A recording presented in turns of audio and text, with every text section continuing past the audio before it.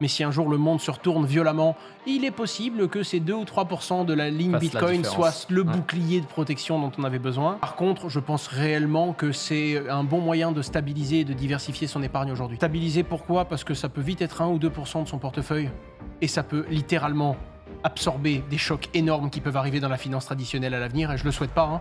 Mais si un jour le monde se retourne violemment, il est possible que ces 2 ou 3% de la ligne Fasse la Bitcoin soient différence. le Ouais. bouclier de protection dont on avait besoin. Également parce que je pense qu'on peut...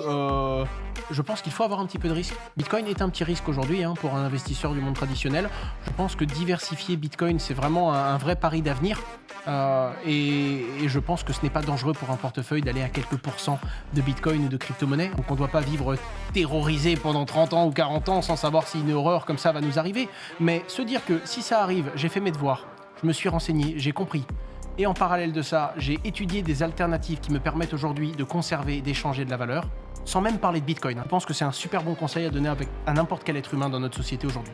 Et j'allais dire aussi, sans parler d'événements catastrophiques, moi j'aime bien souvent rappeler, rien que parce qu'en fait la Banque centrale européenne ou d'autres, elles ont un objectif de stabilité de la monnaie avec ces 2-3% dont on parle globalement, mais 2%, 2-3% en 30 ans, tu as perdu la moitié de ton pouvoir d'achat. En plus,